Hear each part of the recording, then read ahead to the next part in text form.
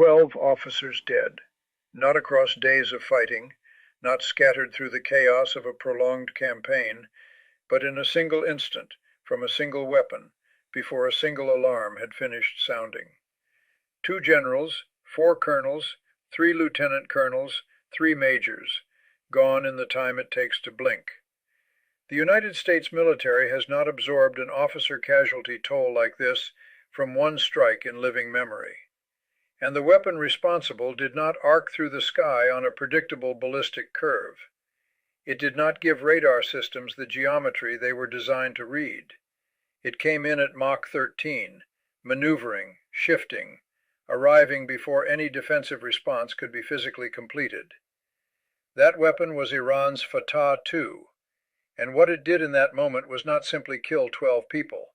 It cracked open something far more uncomfortable, a vulnerability that had been quietly growing for years inside the architecture that American military power depends on to keep its people alive. To understand why that crack matters, you have to go back to where this conflict actually began, and how quickly it outran the assumptions baked into its planning. On the 28th of February, 2026, the United States and Israel launched coordinated strikes against Iran in an operation framed publicly as precise, surgical, and strategically controlled. The target was Iran's nuclear infrastructure and its advanced missile development programs. What the public framing did not capture was the urgency underneath it, because Iran already possessed weapons that, if deployed at scale, would fundamentally rewrite the risk calculus for every American base, every command node, every forward-positioned unit across the entire region. The clock was already running before the first strike landed. Iran's response came fast, and it came in layers. The Islamic Revolutionary Guard Corps did not answer with a single retaliatory volley. It opened with wave after wave of lower-tier ballistic missiles, hundreds of them, sent deliberately to drain American Patriot interceptor magazines before the weapons that truly mattered entered the fight. Every interceptor fired at an inbound decoy was one fewer available for what came next. That pattern should have triggered a fundamental reassessment of the defensive posture in real time. It did not move fast enough. By March the 1st, the Fattah-2 was already airborne. The Fattah-2 is not an upgraded version of its predecessor. It is a different animal entirely.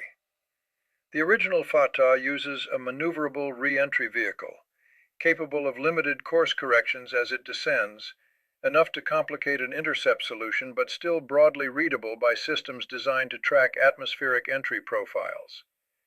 The Fattah-2 carries a hypersonic glide vehicle. It does not fall toward its target.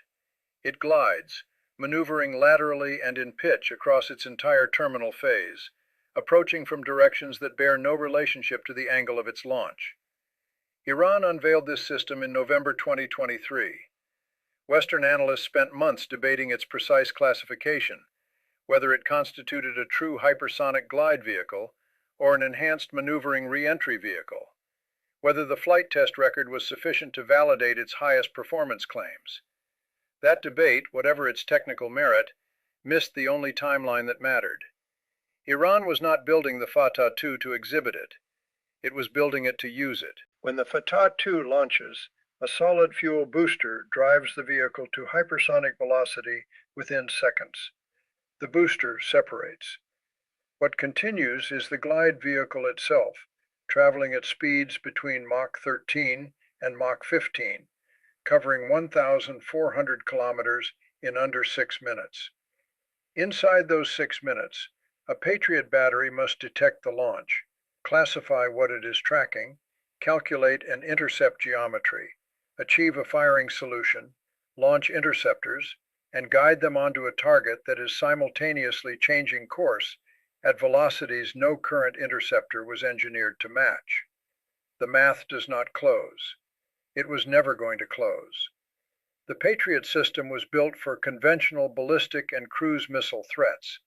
Against a maneuvering hypersonic glide vehicle, the intercept velocity requirements exceed what is physically achievable within the atmosphere. This was not a secret. A senior executive at Rafael Advanced Defense Systems stated publicly in August 2025 that attempting to intercept a hypersonic missile with a single interceptor was comparable to assigning one defender to stop the best player on the court. You will not stop it. The answer proposed was a zone defense model. Multiple interceptors pre-positioned across defined airspace sectors. Sound in theory. Nowhere near operational reality in time for this conflict. The strike that killed 12 American officers was not random. The rank distribution of the dead tells you exactly what kind of facility was targeted. 2 generals and 4 colonels do not congregate in logistics depots or supply corridors. That concentration of command-grade officers points to a forward operational headquarters, a node where theater-level decisions were being made and coordinated. Destroy that node, and you do not simply kill the people inside it. You sever the command layer that holds battlefield operations together across an entire region. That is precisely the function the Fattah-2 was engineered to perform.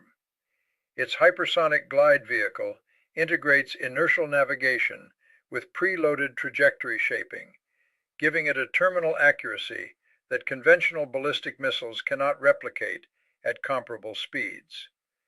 The warhead reaches its target before the defense architecture can even confirm whether the inbound contact is real. This was not the first time the system demonstrated that capability during the conflict.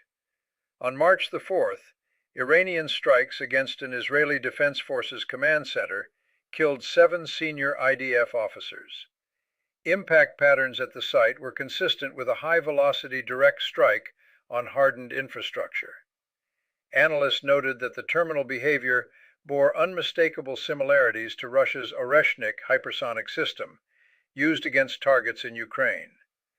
The comparison was not coincidental. Both systems solve the same problem the same way.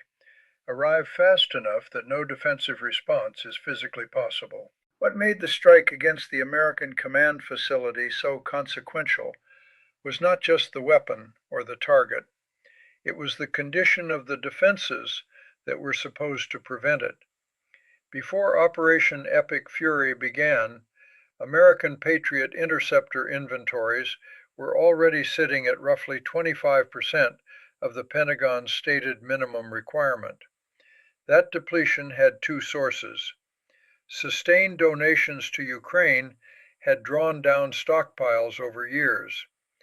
Then came June 2025, when more than 150 THAAD interceptors were expended during 12 days of U.S.-Israeli strikes against Iranian nuclear facilities. Each THAAD interceptor costs approximately $15 million. Global production runs at around 96 units per year. A full quarter of the available stockpile was consumed in less than 2 weeks. Nobody rebuilt those numbers in the months that followed. In the first 5 days of Operation Epic Fury alone, over 800 Patriot interceptors were fired, a burn rate exceeding the total expended across nearly 3 years of war in Ukraine, at an estimated cost of $2.4 billion in less than 1 week. Al Udeid Air Base in Qatar took confirmed direct hits. Satellite imagery showed structural damage across the facility. 2 ANTPY-2 radar systems, the sensor backbone of THAAD batteries, were destroyed. Without those radars, the interceptors they supported became inert. The shield had holes in it before the Fattah-2 ever left its launch platform. The strategic reverberations from these events extend well beyond the immediate theater. Patriot batteries are now being physically withdrawn from South Korea, airlifted by C-17s and repositioned toward the Middle East to compensate for what Iran has destroyed or exhausted. The logic is understandable. The cost is severe. South Korea sits within range of North Korean ballistic and hypersonic missiles. The defensive architecture protecting that peninsula depends on systems now being stripped away to fill gaps that should never have existed. One problem is being solved by quietly creating another, in a theater that has its own countdown running beneath the surface. China has watched all of this with the careful attention of a government that takes detailed notes. Beijing's official position describes its stance as objective and impartial. But Chinese military analysts have stated publicly that the engagements confirm their earlier assessments about the fundamental limitations of Patriot and THAAD against maneuvering hypersonic threats. That is not academic commentary. China operates hypersonic glide vehicle programs more advanced and more numerous than Iran's. What Iran has now demonstrated in live combat conditions, China has documented, analyzed, and folded into its own operational planning. Every calculation Beijing makes regarding Taiwan, regarding South China Sea contingencies, regarding any future confrontation with American naval and air assets, now incorporates verified performance data about how American air defenses behave under exactly the kind of pressure China has been preparing to apply for years. Russia has drawn its own conclusions. Independent analysts have noted publicly that the Fattah-2's terminal behavior mirrors that of Russian hypersonic systems used in Ukraine. For Moscow, this conflict has functioned as an open-air validation exercise for an entire weapon class that NATO's defensive architecture has not produced a credible answer to. What the United States faces now is a convergence that the opening assumptions of this conflict never adequately accounted for. Interceptor stockpiles are depleted. Radar infrastructure has been degraded. A command facility was struck with hypersonic precision, and 12 senior officers were killed before any defensive system could intervene.